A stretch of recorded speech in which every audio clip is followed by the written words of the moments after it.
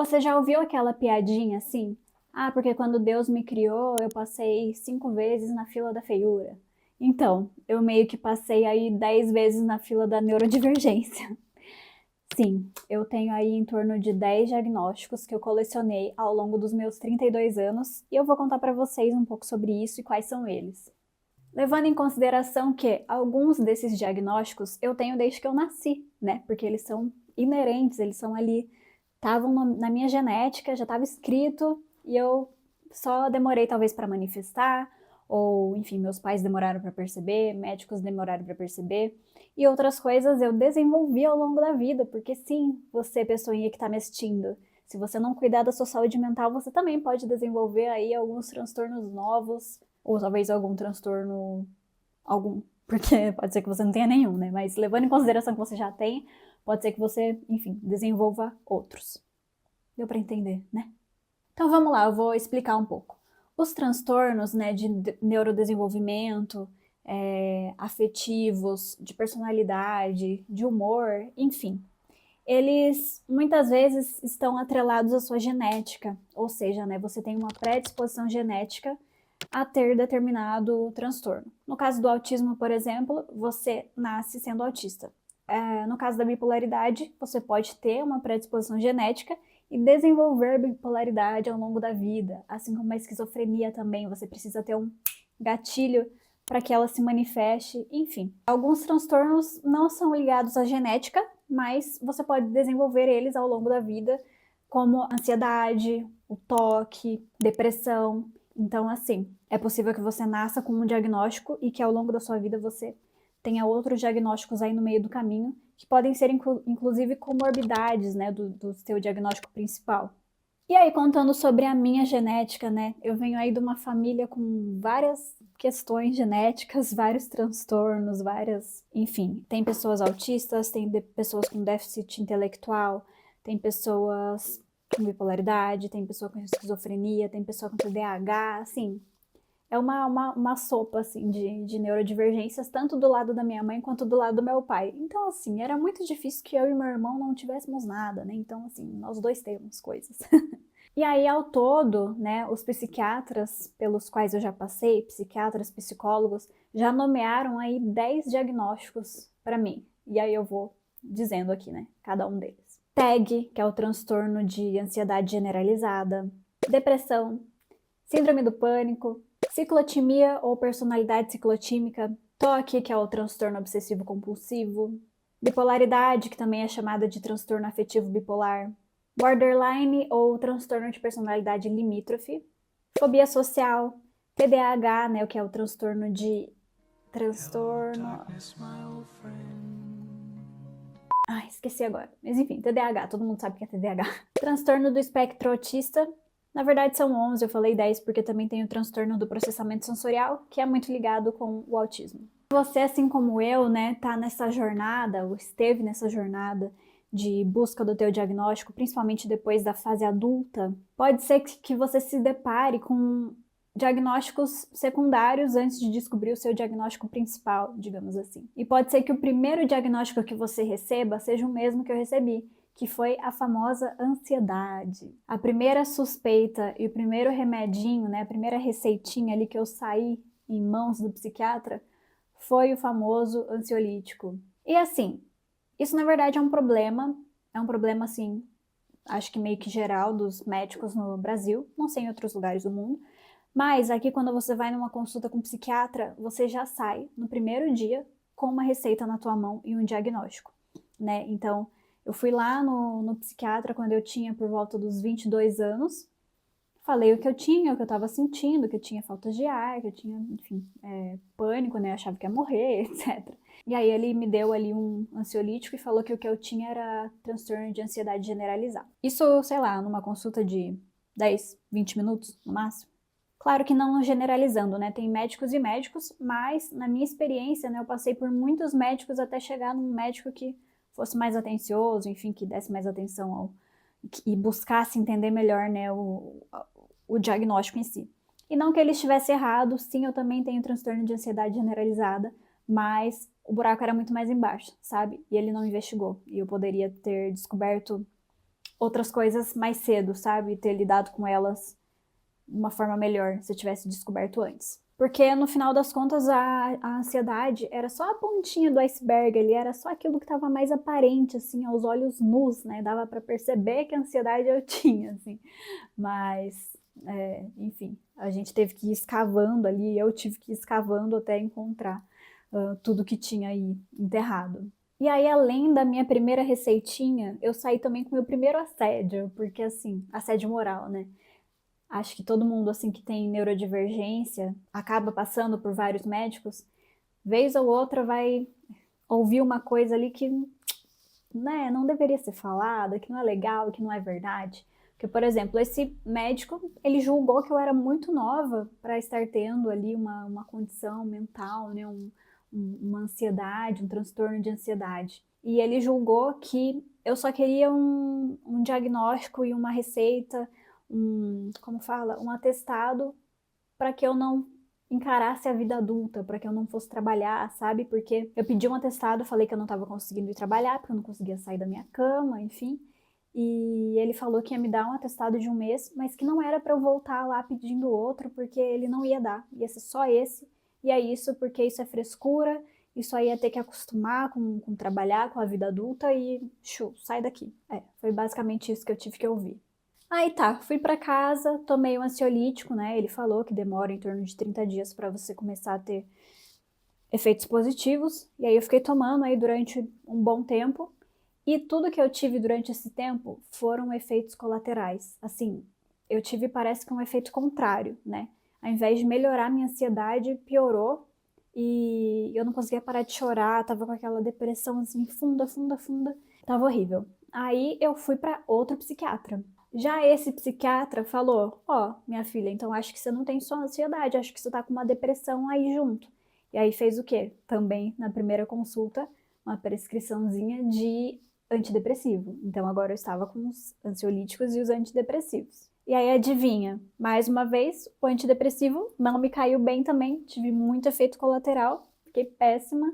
Enfim, eu já tava achando assim que não tinha jeito. Eu tô falando rindo, mas na verdade foi o momento mais desesperador da minha vida. Foi esse momento, assim, parecia que nunca ia acabar. E aí eu comecei a fazer terapia. Durante a terapia, né, eu mencionei os meus sintomas pra terapeuta e ela falou: olha, pode ser que você tenha ciclotimia, que é uma depressão cíclica, como o nome já diz, né? Ela vem, acontece por alguns dias, depois ela vai embora, aí você se sente normal. Aí depois ela vem de novo e vai embora. Vem e vai embora. E aí eu fiquei, tá, às vezes pode ser, né? Só que acontece que a minha depressão, ela não era essa constância, assim, de vai e volta, vai e volta. Às vezes ela vinha e ela ficava durante muito tempo antes de ir embora. Enfim, e daí tinha a questão também dos antidepressivos não estarem funcionando. E aí ela suspeitou que talvez não fosse uma depressão ciclotímica também. E talvez pudesse ser bipolaridade, porque a bipolaridade, ela não se dá bem com antidepressivo, né? Normalmente os médicos não receitam antidepressivos para bipolar porque tem efeito contrário. A pessoa ela fica pior do que quando ela chegou. E aí fez muito sentido, né? Ela me entregou um livro, me disse para ler aquele livro, chamava Temperamento Forte e Bipolaridade, alguma coisa assim, e me pediu para grifar tudo aquilo que eu achava que fazia sentido comigo. Eu voltei com o livro basicamente todo grifado. Aí ela me encaminhou para uma outra psiquiatra, especialista em bipolaridade. E aí ela fechou esse diagnóstico que sim, eu tinha transtorno de humor bipolar. Me passou, ao invés de antidepressivos, comecei a tomar estabilizadores de humor, que é o mesmo medicamento que quem tem epilepsia, quem tem convulsão toma.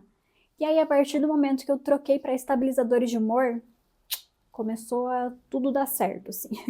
Foram alguns também, né, alguns medicamentos que eu tive que tomar ao longo dos anos para eu conseguir encontrar um medicamento que me estabilizasse e que não me desse muito efeito colateral. E no caso foi a lamotrigina, que eu tomo até hoje, inclusive, enfim, não fico sem a minha lamotrigina.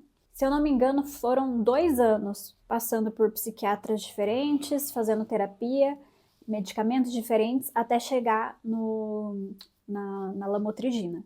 E desde então, segui com ela. Só que junto com isso tudo, eu também estava tendo toque, tava tendo, né, a ansiedade continuava ali, e pânico, né, síndrome do pânico. Então, qualquer coisa ali me engatilhava e eu tinha aquela sensação de que eu ia morrer, aquela falta de ar, aquela coisa horrível que só quem já teve pânico sabe como é. Então, assim, o remédio resolveu algumas coisas, mas não resolveu tudo, né? As outras questões eu tive que ir trabalhando na terapia, principalmente os sintomas de toque, aquela coisa de ter que sair de casa, assim, eu fazia muito isso, de sair de casa, trancar a porta, descer, entrar no carro, ligar o carro, falar, meu Deus, eu deixei o fogão ligado. Sobe, destranca a porta, olha o fogão, tranca a porta de volta, sai.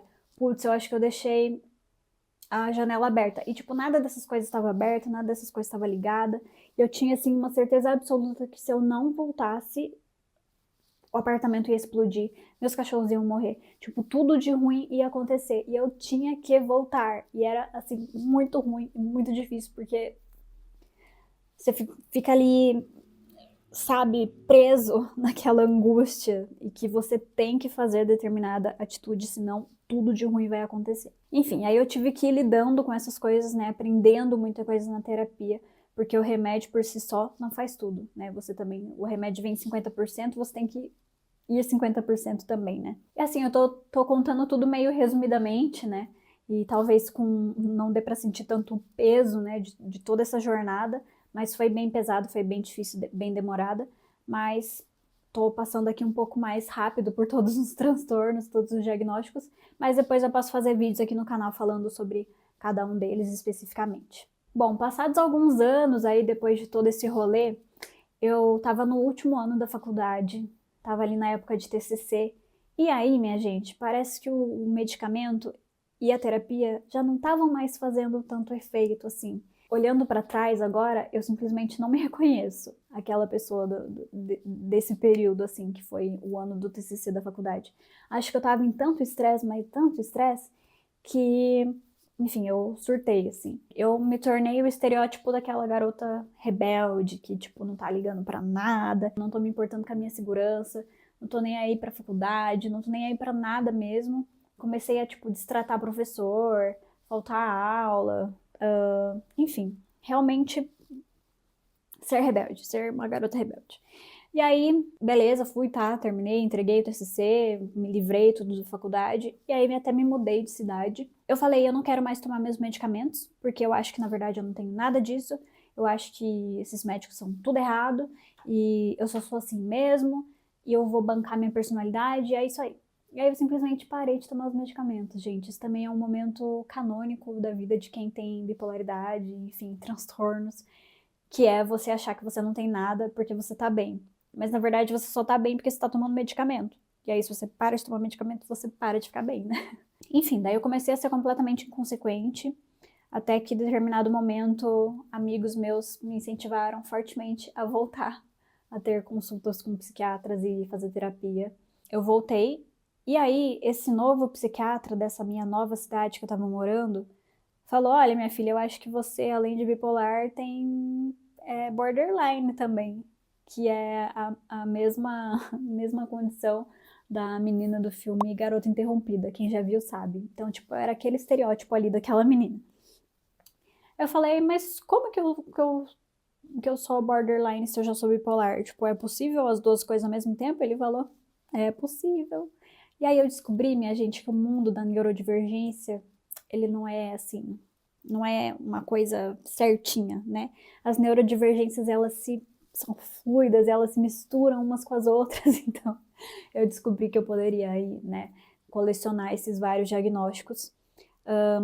Bom, aí voltei para terapia, voltei a tomar medicamentos e etc, etc. Dessa vez eu comecei a fazer terapia cognitivo-comportamental, porque ela é, né, como já diz o nome, baseada no comportamento, e quando a gente fala de transtornos de personalidade, é muito importante lidar com o comportamento e entender os motivos pelos quais você age de determinada forma, e para abraçar a sua meio que criança interior que se sentiu abandonada, talvez, e indigna de amor, enfim, então você meio que vai desatando nós, né, ali e criando novas possibilidades de escolha para o seu cérebro que está condicionado a escolher as coisas de uma forma ruim, às vezes, sabe? Você tem duas opções de caminho, seu cérebro está condicionado a ir para esse caminho porque ele acha que você não é merecedor, que você é isso, que você é aquilo. E na verdade ali na terapia você aprende que você consegue ir por esse caminho, que você, enfim, teus diagnósticos não te limitam e que você pode, enfim, fazer coisas boas, ser uma pessoa boa, enfim. Então a terapia cognitivo-comportamental me ajudou muito. E aí eu fui estabilizando ali. Só que sempre, né, com a ansiedade, com a depressão ali no meu cangote. Elas sempre estavam ali também, né? Elas só melhoram, digamos assim. Porque é tudo junto, misturado. Aí tá, né? Aprendi a lidar com isso, aprendi a lidar com todas as minhas características e a aceitar e seguir a vida normalmente, né? Trabalhar, comecei a namorar, me casei, beleza, vida que segue. Até que em determinado momento, o meu irmão teve um surto psicótico e a gente descobriu que ele tinha esquizofrenia. Como esquizofrenia é uma coisa genética também, você tem a predisposição genética e precisa do gatilho, né? Aquilo que eu falei. Meu irmão teve um gatilho, que passou um momento de muito estresse e começou a ter alucinações, ouvir vozes, enfim. E aí eu fiquei muito preocupada com isso tudo e comecei a estudar mais sobre. Meio que abrir de volta ali a minha caixinha de Pandora para fuçar um pouco mais nas minhas neurodivergências, para ver se não tinha nenhuma genética ali relacionada à esquizofrenia também, porque eu tinha muito medo de ter um gatilho também e sair fora de mim e começar a alucinar, enfim. Comecei a estudar mais sobre a genética da família. E aí fui fazendo um mapeamento todo e tal, e você sabe quando você começa a pesquisar determinado assunto na internet, o algoritmo ele começa a te trazer conteúdo sobre isso, né? E aí que eu me deparei com um vídeo sobre autismo no YouTube, do canal Olá Ciência. Era, inclusive, acho que o dia do autismo, né? O Dia Internacional do Autismo. E aí eles fizeram um vídeo falando: é possível que você seja autista e você nem sabe disso. E aí eu assisti o vídeo, né? Até porque meu irmão também já teve diagnóstico de autismo. E eu falei, cara, isso aqui é diferente do que eu achava que eu sabia sobre autismo, sabe? Porque a gente tem uma pré-concepção do que é autismo, né? Um estereótipo do que é autismo. E naquele vídeo eles me abriram os olhos para que existem autistas e autistas, né? E que autista não tem cara, e que uma a cada 33 pessoas é autista, então assim, tem mais autistas por aí do que você imagina. E aí, pronto, virou um hiperfoco. Eu comecei a estudar sobre autismo, autismo, autismo. Todos os dias eu assistia milhões de vídeos e li artigos e li livros e etc. E eu fiquei fazendo isso durante uns 2 anos, juro pra vocês. E eu cheguei à conclusão de que eu sou autista. E que tava, tipo assim, tava tudo muito na cara. E só eu que não tava vendo, porque eu não sabia. Não sabia como era. Não sabia como o autismo se manifestava em mulheres, não sabia como o autismo se manifestava na fase adulta. Então, eu comecei a estudar e descobri esse monte de coisa e até que eu cheguei ao momento que eu me autodiagnostiquei. E eu acho que isso é muito comum das pessoas autistas, elas primeiro se autodiagnosticarem e depois terem a concordância ali do médico. E aí também, foi toda uma jornada. Passei por diversos psiquiatras, já ouvi coisas absurdas do tipo assim, tá, mas você não é casada e você não fez faculdade? Então não tem como você ser autista. Gente, tipo assim, o Albert Einstein era autista. Não faz sentido, não tá ligado uma coisa com a outra. Você pode fazer de tudo e ser autista. Acabou que eu fiz os testes, né, neuropsicológicos e etc. Até que eu cheguei no meu diagnóstico e sim, eu sou autista. Então eu tinha mais um diagnóstico aí para coleção. E aí, junto com o autismo, eu descobri uma possibilidade também de TDAH e de transtorno do processamento sensorial, que é muito comum vir junto com o autismo, né?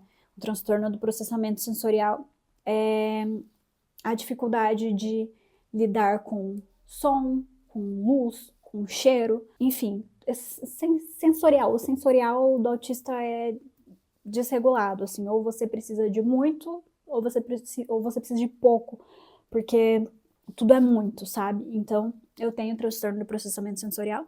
E o TDAH, eu já tive um psiquiatra que mencionou que achava que eu poderia ter, mas eu ainda não fechei o diagnóstico do TDAH, apesar de também já ter estudado muito sobre isso e já ter certeza que eu tenho, meu marido também, enfim, que convive comigo e que vê como eu sou no dia a dia. Eu ainda não fechei o diagnóstico do TDAH porque tem que fazer testes e cada um desses testes, gente, custa tipo assim R$2.000.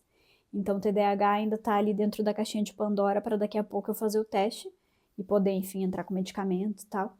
Mas, por enquanto, são esses os meus diagnósticos, né?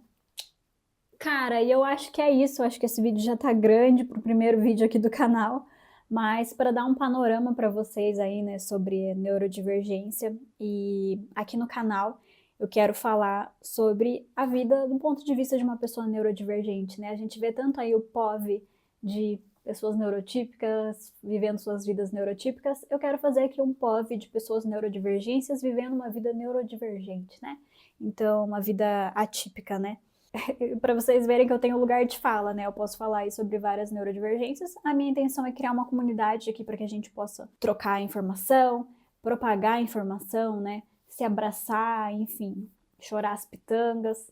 Então, meu objetivo com esse vídeo é meio que isso, assim, sabe? Trazer um pouco o panorama de como funciona a jornada de um diagnóstico, as possibilidades de diagnóstico, e que dá para viver com isso, e dá pra gente ser feliz, e enfim, é meio que isso, sabe? Prazer conhecer você, eu sou a Thay Mendes e esse é o meu canal. Eu espero que você tenha gostado do vídeo. Se você gostou, deixa o like, deixa um comentário aí pra mim e se inscreve. E a gente se vê no próximo vídeo.